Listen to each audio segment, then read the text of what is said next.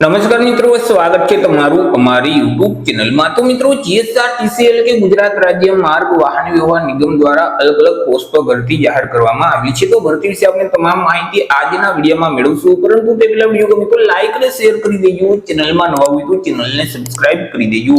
તો ચાલો મિત્રો, વિડીયોની શરૂઆત કરીએ।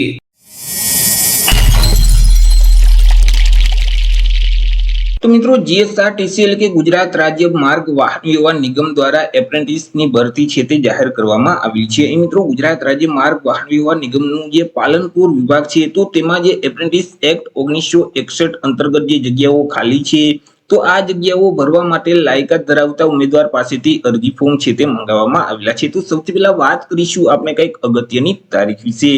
હવે આ જે ભરતી છે તેમાં જો તમારે અરજી કરવી હોય તો ઓનલાઈન અરજી છે તે કરવાની રહેશે। સૌથી પહેલા તો તમારે ઓનલાઈન રજીસ્ટ્રેશન છે તે કરવાનું રહેશે। ઓનલાઈન રજીસ્ટ્રેશન જે એપ્રેન્ટિસશીપનું જે પોર્ટલ છે www.apprenticeshipindia.gov.in નામની જે વેબસાઇટ છે તે વેબસાઇટ ઉપર જઈ અને તમારે ઓનલાઈન રજીસ્ટ્રેશન કરી દેવાનું રહેશે। 6/7/2026 થી લઈ અને 15/7/2026 ના સમયગાળા દરમિયાન તમારે ઓનલાઈન રજીસ્ટ્રેશન કરવાનું રહેશે। ઓનલાઈન રજીસ્ટ્રેશન કર્યા પછી તમારે ઓફલાઈન અરજી કરવાની રહેશે। નિગમમાં જઈ અને તમારે 15/7/2026 સાંજના 4 વાગ્યા સુધીમાં તમારે અરજી ફોર્મ છે તે જમા કરાવી દેવાનું રહેશે। વાત કરી લઈએ કે કયા કયા ટ્રેડ પર આ ભરતી જાહેર કરવામાં આવી છે। તો અહીં જીએસઆરટીસી પાલનપુર વિભાગ દ્વારા અલગ અલગ 5 ટ્રેડ પર આ ભરતી છે તે જાહેર કરવામાં આવેલી છે કે જેમાં કોપા એટલે કે પાસા કોમ્પ્યુટર ઓપરેટરની પોસ્ટ છે, મિકેનિક ડીઝલની પોસ્ટ છે, ઇલેક્ટ્રિશિયનની પોસ્ટ છે, મિકેનિક મોટર વ્હીકલની પોસ્ટ છે અને વાયરમેનની પોસ્ટ છે। તો આટલા અલગ અલગ 5 ટ્રેડ માટે આ ભરતી છે તે જાહેર કરવામાં આવેલી છે।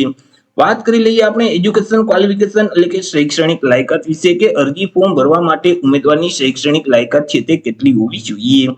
તો કે આ ભરતીમાં અરજી ફોર્મ ભરવા માંગતા જે ઉમેદવાર છે તો તેઓએ કોઈ પણ સરકાર માન્ય બોર્ડમાંથી ધોરણ 10 ની પરીક્ષા છે તે પાસ કરેલું હોવું જોઈએ। સાથે સાથે ઉમેદવાર જે ટ્રેડમાં અરજી ફોર્મ ભરવા માંગતા હોય તો તે ટ્રેડ છે તે ઔદ્યોગિક તાલીમ સંસ્થા એટલે કે આઈટીઆઈ માંથી તે ટ્રેડ છે તે પાસ કરેલું હોવું જોઈએ। એટલે કે ધોરણ 10 ની પરીક્ષા પ્લસ આઈટીઆઈ નો ટ્રેડ છે તે પાસ કરેલ હશે તે ઉમેદવાર આ ભરતીમાં અરજી ફોર્મ ભરી શકશે। હવે વાત કરીએ મિત્રો, જ્યારે આપણે ઓફલાઈન અરજી કરવાની છે તો અરજી ફોર્મ ભરતી વખતે તમારે કયા કયા ડોક્યુમેન્ટ સાથે જોડવાના રહેશે। તમે જ્યારે નિગમની કચેરી ખાતે તમે અરજી ફોર્મ જમા કરાવશો તો ત્યારે તમારે અરજી ફોર્મની સાથે કયા કયા આધાર પુરાવા જોડવાના રહેશે। તો કે એલસી એટલે કે શાળા છોડ્યાનું પ્રમાણપત્ર છે, ધોરણ 10 પાસની માર્કશીટ પ્લસ તમે જે આઈટીઆઈમાં જે ટ્રેડ પાસ કરેલ છે તેની માર્કશીટ તમારે અહીં સાથે જોડવાની રહેશે। જો તમે અનામત વર્ગમાં આવતા હોય તો જાતિનો દાખલો છે તે સાથે જોડવાનો રહેશે। પોલીસ વેરિફિકેશનનો દાખલો છે, પાસપોર્ટ સાઇઝનો ફોટોગ્રાફ છે અને આધાર કાર્ડ છે।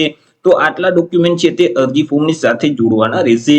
આટલા ડોક્યુમેન્ટ અરજી ફોર્મની સાથે જોડી અને તમારે અરજી કઈ જગ્યાએ જમા કરાવવાની રહેશે। તો કે અહીં જે જાહેર રજાના દિવસો સિવાય 6/7/2026 થી લઈ અને 15/7/2026 ના સમયગાળા દરમિયાન એટલે કે સવારના 11 વાગ્યાથી લઈ સાંજના 4 વાગ્યા સુધીમાં જે નવીન બસ સ્ટોપ પાછળ બેચરપુર રોડ રોકડિયા હનુમાન મંદિર પાસે એસટી વિભાગીય કચેરી પાલનપુર છે તો ત્યાં તમારે ફોર્મ જમા કરાવી દેવાનું રહેશે।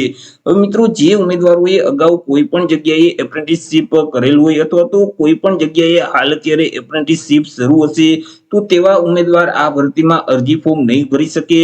આ જે ભરતી છે તે માત્ર 12 મહિનાના કરાર આધારિત છે, જેથી કરી તાલીમનો સમયગાળો પૂર્ણ થયેથી ઉમેદવાર છે તે આપોઆપ છૂટા થયેલ ગણાશે અને એપ્રેન્ટિસના સમયગાળા દરમિયાન ઉમેદવારોને સરકારશ્રીના નિયમ અનુસાર સ્ટાઇપેન્ડ એટલે કે પગાર છે તે આપવામાં આવશે। તો આવી રીતે મિત્રો, ગુજરાત રાજ્ય માર્ગ વાહન વ્યવહાર નિગમની જે પાલનપુર ખાતે વિભાગીય કચેરી આવેલી છે તો તેમાં એપ્રેન્ટિસની પોસ્ટ પર ભરતી જાહેર કરવામાં આવેલી છે। તો આશા રાખું છું વિડીયો પસંદ પડ્યો હશે। વિડીયો પસંદ પડ્યો તો લાઈક અને શેર કરી દેજો। ચેનલમાં નવા હોય તો ચેનલને સબસ્ક્રાઇબ કરી દેજો। ફરી મળીશું એક નવા ટોપિક સાથે એક નવા વિડીયોમાં। ત્યાર સુધી જય હિન્દ, વંદે માતરમ।